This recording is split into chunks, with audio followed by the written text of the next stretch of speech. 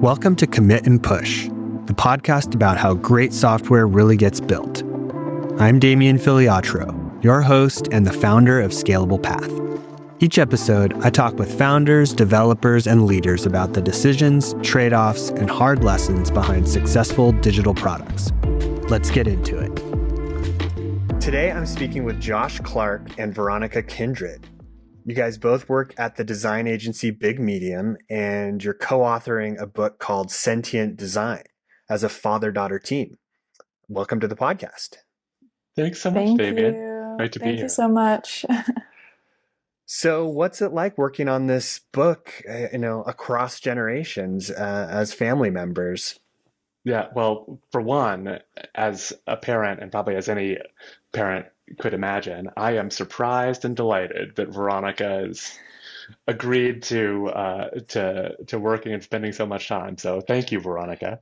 But I think it's the kind of thing that has been a great experience, not only as family members to work together, but I think there's been like a lot of real professional value to it too. I've been doing UX and kind of product design for the last 30 years and leading Big Medium, the design agency, for the last 25. And, I've written a few books about this stuff. Like, I tend to think like I have a pretty good handle on how UX works. But as I've been working with machine learning over the last few years, and specifically around the last 2 years of AI, I've realized that a lot of these kind of closely held assumptions and best practices need a lot of revisiting. And, I think that's where Veronika really kind of comes in to help me. Yeah, and I feel like for me, as kind of our Gen Z representative, I'm obviously been like mobile native my whole life, but also for my entire professional life, I've been AI native. I haven't been working in a world without ChatGPT because that happened during my last year of university. But so I kind of just have this built into the assumption of the way I work. But given that, with Josh's kind of expertise, I feel like I have really good context for understanding that this is, we've had AI booms before and we've had AI winters after. We'll probably have another AI winter, but just I feel like it's really helped me to kind of understand the cycle of this moment that we're living in. Yeah. So, Veronika obviously doesn't have the same experience that I have, but it also means that she's not burdened by it. And so that she's able to kind of come into a lot of these things and say, wait, why should we be doing this thing? Because we're at a moment, this is what Sentient Design is all about, when we can create actually genuinely new kinds of experiences when we weave intelligence into the interface. And so it is this moment of being like, wait, do these best practices still apply? And I think that we've had a ton of fruitful conversations as a result of this kind of generational exchange as we work together. What's an example of one of these best practices that you thought were like fundamental that now you're questioning? Yeah. I think that there are like a lot of things that we just sort of like establish solutions for how to do things that, for example, if we want to rearrange or filter content on a page, we have tools and forms to do these things. And so, yes, faceted filtering, that's what we need. And there's just like a lot of things where, Veronika, you'll say, it's like, why do we need to do that? Why wouldn't the interface be smart enough to figure it out? And it's just like, that will start a whole new kind of thing to look through. It's like, all right, what can the interface turn out? We are used to things being totally reactive to what we do. We have to fill out forms and push buttons, and then the interface reassembles. We have an opportunity now where the interface can be reactive in new ways, interpreting intent rather than us having to sort of guide every step, but also proactive in terms of creating new kinds of where the interface reaches out to make decisions and participates in some cases in what we call the NPC pattern, the non-player character pattern, participate as another user in the system as well. So just like a bunch of different Okay. models. And Veronika, I think you have a helpful impatience sometimes with what my generation established as a best practice. Yeah, yeah. Well, I'm glad you find my impatience helpful. It's all about context, isn't it? Yeah. Yeah. So let's take a step back.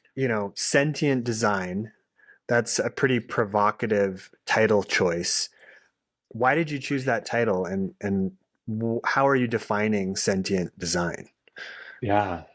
Well, I That's mean, a great question because it certainly does stir up some emotions. But Josh, you can go ahead.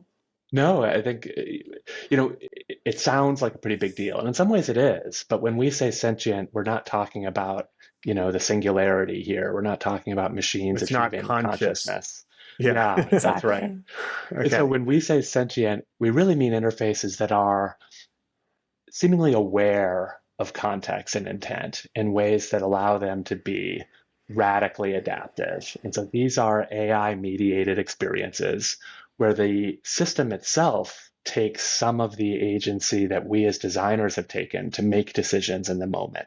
So these are experiences that are conceived and compiled in the moment. And so the interfaces themselves become somewhat mindful and aware, is what we mean there. And obviously, there's some Hmm. playfulness to the term too. It's like it's attention getting, it's provocative by Hmm. design. But also, as interfaces become more mindful, we also think designers have to be more mindful too. There's a different kind of thinking when we share controls with machine intelligence to drive interfaces. But I mean, Veronika, maybe I'll let you speak to this. It's like sentient design is what we call the form and the framework and the philosophy for creating intelligent interfaces. But we have kind of these, I don't know, maybe sort of design principles that undergird that too. Yeah, so we're not saying sentient design as a prediction on super intelligence. We really are using it, as Josh said, like a framework and a philosophy for dealing with design that has to do with machine intelligence and AI. And so part of the philosophy part is kind of the ethics around using it and employing things like what we call defensive design to make sure that users aren't being kind of thrown to the wolves by integrating AI into these systems to make sure that we're really creating products that use AI in a responsible way and that are looking out for the best interest of the user. At the end of the day, that's really what a designer's job is, right? Like you're designing for a user, and to make sure that that principle is still really ingrained in design, even if there's AI involved as well. Yeah. And so there's like some principles that come out of that. One is that these systems are contextually aware, the sort of the sentient part that we're talking about, so that they can be radically adaptive. They tend to be collaborative, so that the system itself has, to use Ethan Mollick's term, a co-intelligence with the user, and that there's a sense of now you have a partner in moving things forward. And that these things are like deferential, which I think is a big part, Veronika, of what you were talking about there, of being kind of human focused, is I think a lot of times AI is framed as, oh, agents will just take over, or this idea that we are reducing the number of decisions, which I think is partly true, but there's some Hmm. nuance here that we want to delegate decisions, not abdicate them. And so how can the systems suggest instead of impose? And also that they're ambient. They part of this collaboration is that they sit back until you need them, and then come forward when you do. But if they Hmm. aren't going to be helpful, then they'll lay back. So there's sort of this, a lot of these things is just sort of what kind of collaborator or colleague would you want if this were Hmm. human? And I want to be careful not to anthropomorphize these, but it's just like there's just kind of good manners about developing these systems. Yeah, this is, I didn't think I would be bringing this up in this podcast, but a lot of what you're saying is actually relevant to something we're building at Scalable Path. We, what we do is we place developers with different companies, and the first part of what we do is create a job description.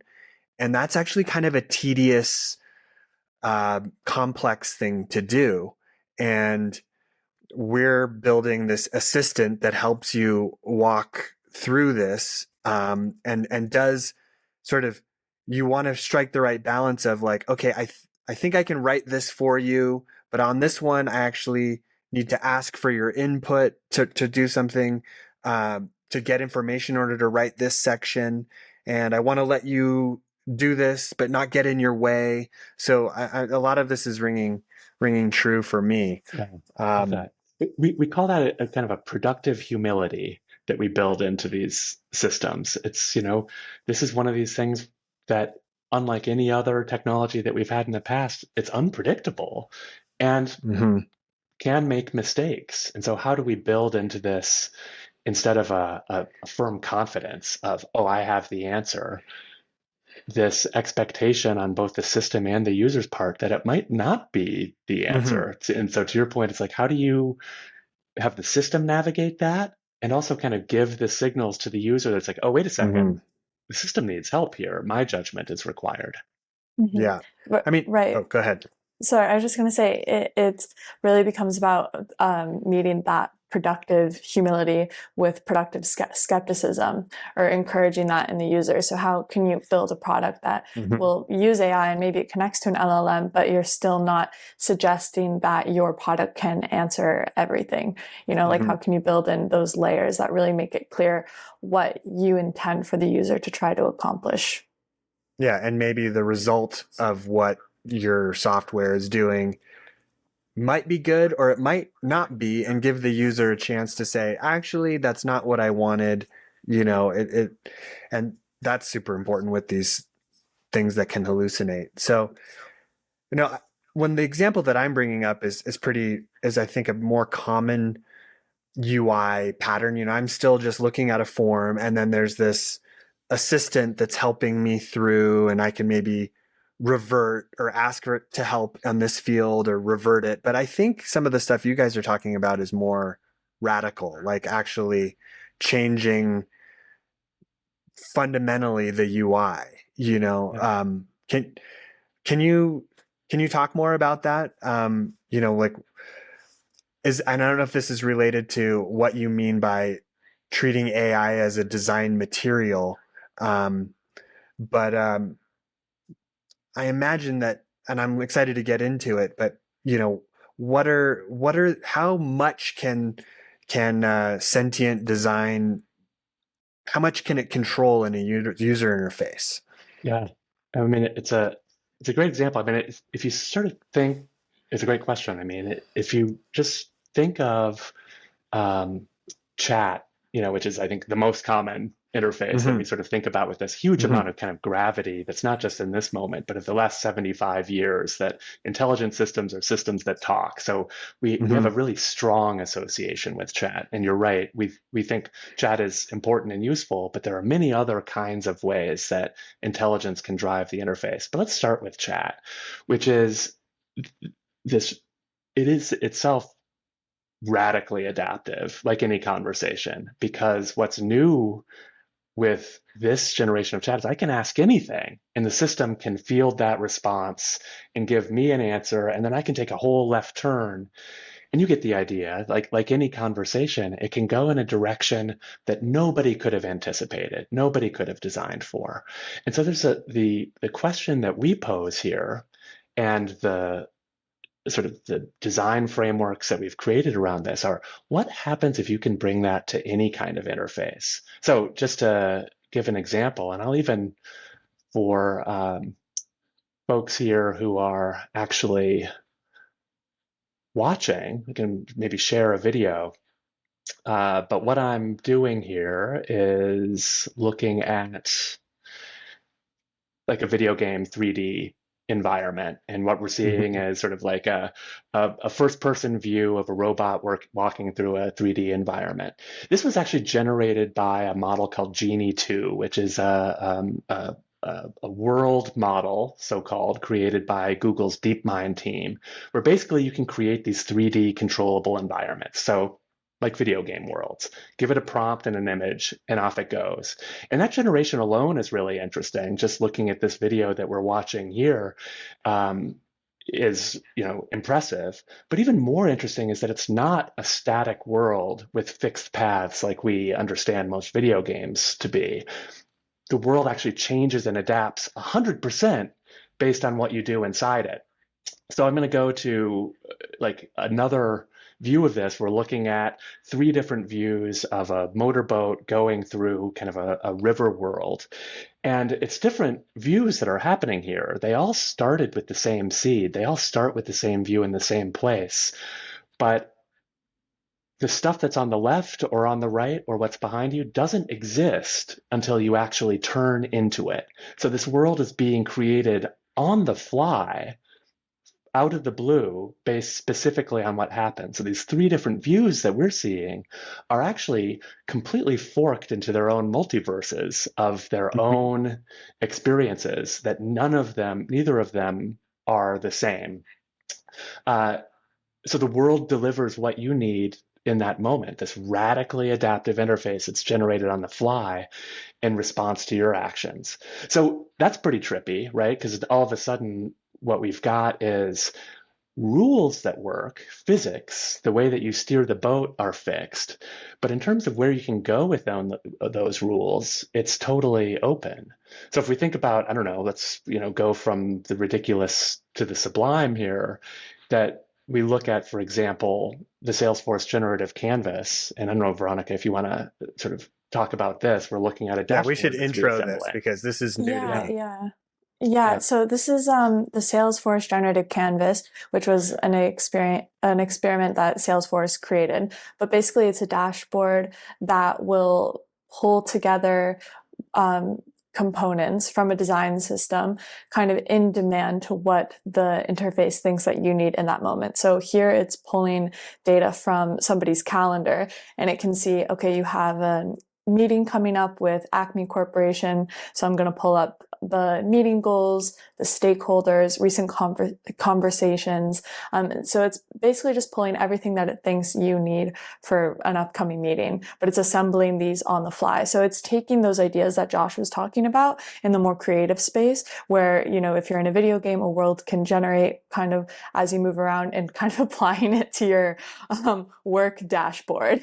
Yeah, right. And in this sense, it's like the physics example that I gave before. The physics are set. The components are set. These are all coming from Salesforce's Lightning design system, handful of components that are used in this experience from trusted data. But it's like, oh, all right, what are the components in the data that I need? Let me go and pull those things from the right places. So the physics are familiar. It's trustworthy. It's just like in those video game worlds, gravity doesn't stop working.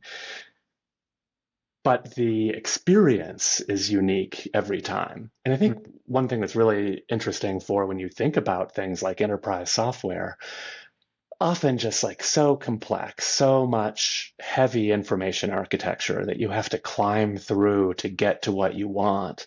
And what this begins to do is to actually, instead of having the user climb through this information architecture, the feature that you need and the content that you need can come to you. This is bonkers because, like Veronika, like you like to say, there is no happy path anymore. Right? I mean, it's like this thing where, go ahead. You're great on this. Wait, and define the happy path too. Yeah. Okay, yeah. So the happy path, or Josh, go ahead. No, please. We'll get it right one of these times. Yeah, one of us. So the happy path being the idea that you design a flow for a user to follow within an experience. So they might start on the homepage, and then if they're buying something, there's a path for them to follow. The idea now being if interfaces are radically adaptive and changing all the time, there is no flow, there is no happy path that a user can follow. So as a designer, you kind of have to be prepared for all possibilities that can go wrong within your system, which means anything to add there, Josh? Nope. Keep on going. Okay. Yep. Which means that A, you really have to have your design systems in order, and B, that you really have to be thinking in terms of defensive design, just thinking of all the possibilities.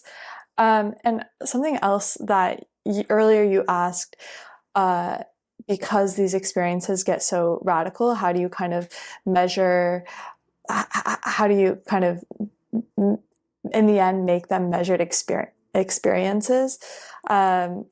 When we were looking at the video example there, you can kind of see how very quickly these experiences can turn into a fever dream. You're boating through a swamp and there's no swamp is the same, kind of like you can't ever jump back into your same dream, which is maybe not the experience you want to have on a work dashboard.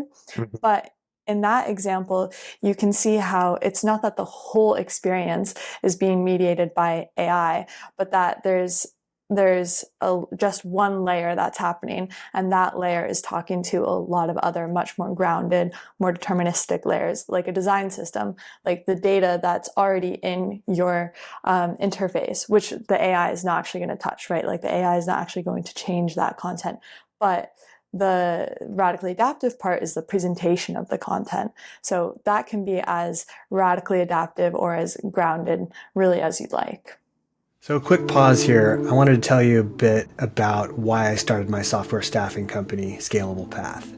Back in 2008, I was working on a client project with some developers in Argentina, and I saw how amazing it was working with people in my time zone who were just as available as people in my office. So in 2010, I started Scalable Path to help companies take advantage of this underutilized talent pool. And since then, we've built a platform of over 40,000 developers, and we've placed over 600 of them with over 300 clients. So if you're looking to hire top-notch dev talent at a fraction of the cost of hiring locally, visit scalablepath.com/commit. And as a listener of the podcast, you can get 20% off your first month. I'd love for you to give us a try. I think that's the part that we're especially interested in, is like, what happens when you have AI driving the presentation and making choices and collaborating the choices for what you see and experience to kind of collapse the time from intent to outcome? Yeah, I mean, looking at even that Salesforce dashboard example, as a developer, I don't know if this is the best quote, but I think it might get the point across. With great power comes great responsibility. I mean, if you hand over, the control of what's being shown on my dashboard to AI, I could see it being a big win or a huge fail. It could flop catastrophically, and it's a lot more risk by adding this into the UI. It could, and with risk comes rewards if it's done well. But I think you have to be quite careful and make sure you've really got this buttoned up and have thought it through, because it could be extremely frustrating as a user to be coming to your dashboard and having things start moving around. You start reading something and then it just goes away and is replaced with something that you're not even interested in. You're like, just give me my old, structured, predictable thing back. Right. And it doesn't have to be one or the other too, right? Like there can be these kinds of things where you're dialing the volume up and down for specific contexts. Like, some of the things, there are those things where it's just like, I'm just trying to do this thing and I cannot find it in these layers and layers of IA. Can't I just tell you what I want to do? Yeah. Versus other times where it's like, I have a routine. I want to find this in the same place every time. Or maybe this is like, you come to currently one of the patterns or multiple patterns that you see, or it's like some people want to search, do a text search, like say I go to some e-commerce site and I just want to search for a product, or maybe I want to find it by browsing through a hierarchy. Or maybe this is another paradigm that you offer to the user. It's like, well, why don't you want AI to guide you? Here, try this. And if you're getting frustrated by that, okay, you can go back to this other experience that's more structured if that's not working for you. So do you think that's a possibility too? Yeah, I do. I mean, I think that the history of technology tells us that things, especially interactive technology, tells us that things tend to be additive more than replacing. And so, you mentioned this earlier, a thing that we really think about with this is that AI becomes a new material for designers. And that's different, I think, from how a lot of designers are approaching AI right now, which is as a tool for their own process. How do we use AI to create new efficiencies and do our work differently? And I think that's all well and good, but it's missing what we believe is a big opportunity of creating new kinds of experiences that, to your point, add to your arsenal of what you can do. So it's like, great, we know how to do static presentation. We know how to do search. Now we have this thing where we can collaborate with AI in the presentation where it's appropriate. And this is just, one of the examples, what we call bespoke UI, where the UI itself sort of shifts what you might think of a traditional GUI, like that Salesforce example, shifting around with some kind of intelligence. But there are also like other kinds of postures that we think of this too. So, kind of text chat. Well, chat broadly is a posture. What I mean by posture is it's the way that the system presents to the user. So kind of traditionally, we have tools, very transactional. Here's an input, get the output, often very predictable. Chat is new, where it's like, oh, we're actually collaborating with the system in some sort of turn-based way. So certainly text chat is that, but we think chat goes beyond specific dialogue to things like what we were seeing with this dashboard example, where I can give it a context and it takes a turn to sort of rearrange. I do something and it takes a turn. There's an inherent dialogue in that. One of the sort of other things that I mentioned earlier is this NPC model where AI becomes sort of another user in the system, very clearly a different user. This isn't new either. We've seen bots participating in chat channels for forever. But what we're starting to see in tools like Miro, for example, where they have this sidekick feature where a little cursor can kind of come in and do a little work, and you sort of see them. You see the cursor hovering over like a Post-it, sort of almost sniffing at it, like, oh, it's got some curiosity. I see it's looking at this, and it adds a comment and moves on to the next. This idea where systems are starting to participate like users in a multi-user environment, using the same tools and channels that a human user would. So you see some glimpses of that. It's still a little clumsy in, all the big tools, ChatGPT, Gemini, and so on, have the Canvas tool where sometimes you see AI participating in comments to make suggestions, kind of like you would in Google Docs. I think that that's something that we'll see more of and that we certainly advocate for. It's like, if I'm editing a document, I don't want to be over here in chat. I want it to be like track changes, just like a human editor would. And I want to be able to add a comment in place to say, hey, AI, will you do this? Just like Veronika is always adding comments asking me to do things in our book manuscript. It's like, how do we have those similar things where machine intelligence isn't a separate mode, but is happening in line, in the experience, in place, just like how we typically work, rather than having to go off to the side for something. Like you're like in a Google Doc at the same time with each other, and except there's an AI there. Like for me, this is giving me ideas for our own product, actually. I love that. You might, because you might be, adding something more about the skills that are needed for a position, and then that makes you realize, what, the title of our job description is no longer perfect, and maybe the AI can say like, hey, I'm going up here and I'm going to fix the title. I know you're working on the skills right now, but here, check out this title that I rewrote, and you can revert it if you want, but I think it's pretty good. Like a suggested change, right? Yeah. Right. Yeah. Cool. And that keeps the user in control. So it's like we were talking about earlier, it's a suggestion, not an imposition. It's like, here's a thing that you can do. Let me make that easy for you. Yeah. Or it might actually, there's a difference between like a suggestion that you have to accept, or maybe it's even a little more like, hey, I did this, I'm going to presume you like this, but you can undo it if you want. Yeah. Because then it's just one less step that the user has to do. Right. That's a big part of trust, right? Is sort of seeing what's happened, having the transparency to what the system is doing, as well as where appropriate, some explainability. So we were doing some work with a company that helps radiologists do reports. Radiologists have this huge amount of work to do, scan after scan after scan, and they have to create reports from these to give to the referring physician. And, so this tool uses something called ambient reporting in the industry, which basically can, you can sort of use shorthand and dictation for it to generate this report, but you want to be able to see, it's like, wait, where did this part come from the report? So that you can just essentially hover over that and see the part in the transcript where it made that connection. So it's, part of these things, like you're saying, is I want to be able to undo and see what was done. But also in some cases, it's like, wait, where did this come from? Why did you do that?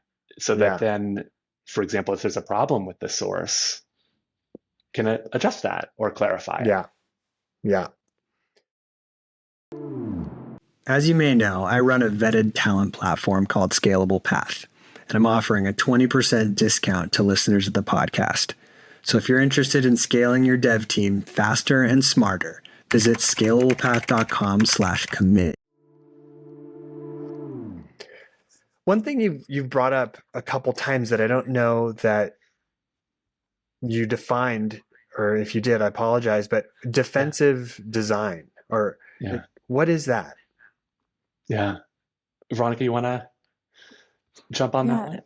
Sure. So defensive design is just the idea that you can design with the protection of the user in mind. So we have a couple of different strategies that we can talk through, and it's really such that the user is going to be protected from a lot of the fever dream natures of AI, right?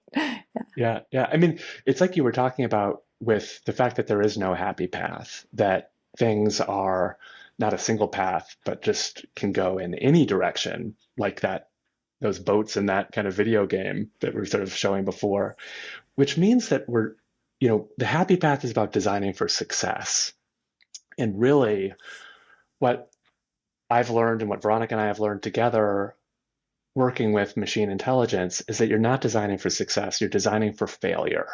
That instead of designing paths through content, you're designing guardrails and contingencies. So it's like establishing broad rules rather than specific paths, and figuring out how to contain errors and unexpected things.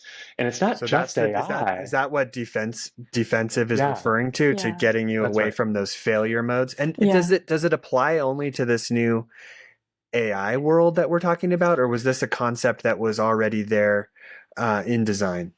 Yeah, I think the great designer Alan Cooper, I think, introduced the term back in the 90s, maybe before, in sort of the HCI world.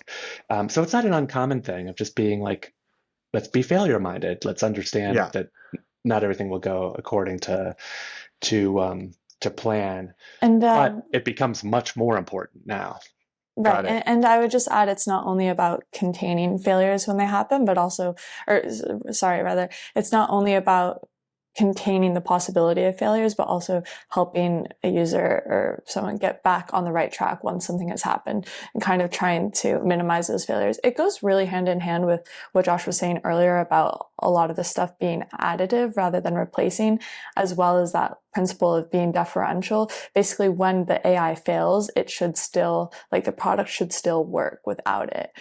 In the way that if you have a smart trash can where you wave your hand and the lid opens, if the technology fails, at the end of the day, you should still be able to use your trash. It should still be able to open, So there should be kind of an analog default within all of these very smart systems. The famous line that, when an escalator fails, it turns into stairs. Elevators are much more tricky. That was like those turn into coffins. Wasn't that a Hedwig joke? You are right. That is exactly right. So it's it's a great design principle. It's graceful degradation. So one of the things that we touched on before, that I think of as a developer is that with when AI is generating new UI for every different user based on what they're doing. This could, to me, that seems like, how can I know as a developer, if say a user has a problem, like they report a bug, this isn't working, or I can't find this thing, knowing what experience they actually had can be a lot harder, I would imagine. And so you might have to start doing a lot more logging, maybe, like for every user, Yeah. okay, this is what their interface became. And so you have these logs that, because you can't just say, oh, I know what the dashboard looks like. And, because their dashboard could have looked 1,000 different ways. Yeah. So have you guys thought about this, or have any thoughts on it? Yeah, I think you're right. It's like one is logging, right? It's just like let me try to understand what state they were in to sort of understand what was going on. So we're talking about explainability to the user. Mm-hmm. We also need explainability to the folks who are maintaining these systems of in what conditions can things go wrong. I think sort of even before you get to that, there's a little bit of, you were talking about quite rightly, what is the risk that we're introducing here and where? And part of it is like, how should we design the system within constraints that we know that we'll be able to contain? So one thing that is 100% plausible right now is literally to have machine intelligence generate UI completely on the fly from scratch, no design system. Just what do you think is Mm-hmm. the right UI to provide right now? It could Mm-hmm. totally do that. It would be bonkers, right? Like there's that Mm-hmm. extreme. Disastrous. Yeah. And maybe we'll get to a place where something like that is reliable. But right now, that would be beyond the pale, I think. Or making like random database calls, right? Like that's all right. Let's not let AI run everything on its own. But there is this thing of like we were talking about, to kind of come back to the Salesforce example. Here's a small design system that you're able to use. And here's like a handful of, Damien, you're a developer, MCP servers, which are specific tools and kind of it's fancy new language for API calls, very tightly Mm-hmm. scoped things that you let AI be in charge of. And so if there are things where you're like, here's your universe AI that you can work within, then you can also kind of keep it sandboxed into, at least you're still going to get some things that might surprise you and maybe delight you too, but it's going to be constrained. So one example of that I can kind of share as we think about how do you start to teach an LLM the presentation layer and how to do the right thing when there is a specific intent. And I'll share my screen again just for folks who are actually watching. But what I'm going to share is just a simple sort of chat GPT example. And we're looking at essentially a custom GPT, which if for folks who aren't familiar, is basically like kind of a system prompt that you can create on top of ChatGPT to create your own kind of bot, basically. And here, for example, we've just created this system that is designed to answer questions about exploring a city. And so the prompt, which is going to be this experience will happen in a chat interface, the prompt says that the system's job is to determine the user's intent, decide if we have enough information to provide a response, and if yes, determine the available design pattern that best matches that intent, and then generate a brief description of the response. So what we also do here, and this is just kind of like the kind of equivalent of pseudocode in a prompt, is we sort of stubbed out what it would be like to provide what those design patterns are. So we have Mm-hmm. something, for example, called a quick filter, which we say is a set of buttons that show category suggestions. And we also say, here's the user intent. You use this when the user intent is looking for high-level suggestions. And then we have a map whose user intent is seeking nearby points of interest, and a card feed, which is for discovering and browsing recommendations. And its whole thing is just to return a JSON object to describe what that is. So the intent of this is actually not to chat directly with the user. It gets a user response or context, and then it returns something for the UI layer to present. So here, if we're saying, what are the best kinds of things to do in Tahoe, Damien, it's going to go out and it comes back with this JSON object that says that the intent is that looking for high-level suggestions for activities to explore in Tahoe, that's a quick filter. And it gives me these filters like outdoor adventures, lake activities, winter sports. So I want to go on outdoor adventures, which is just what I type into this chat, again, for this custom GPT. And it comes back and it says, okay, you want to explore adventures. And now it's going to give me a card feed of specific things to suggest Emerald Bay State Park. Which we went to last week. Hey, I love it. It's so funny. Right. So you could say, great. So give me directions to Emerald Bay State Park. And then, it's going to give me, in this case, a route wizard, which is one of the patterns. So in this case, I've said, here's like 6 things. Here's the context of how to choose. And you can begin to imagine just looking at this, again, sort of a pseudocode version of a system prompt that starts to tell a system how to translate established user intent to kind of this presentation layer and give the system instructions. Yeah. And what I love about this is LLMs are great at understanding this kind of context, intent. They're not so great at answers. So if we sort of say, LLMs field this open-ended response and translate that into something that the system can do, let another system deliver the UI, let another system provide the data. LLMs are fantastic at actually understanding what we're trying to do and translating that into a language that you give it. So this is actually fairly hallucination safe versus what we try to pack into LLMs, which is trying to force them to be reliable answer givers, which frankly, they're not, and they're unlikely ever to be because that's not what they were designed to be. They're not answer machines. They're dream machines to sort of like think of what's likely or plausible, but not what's true.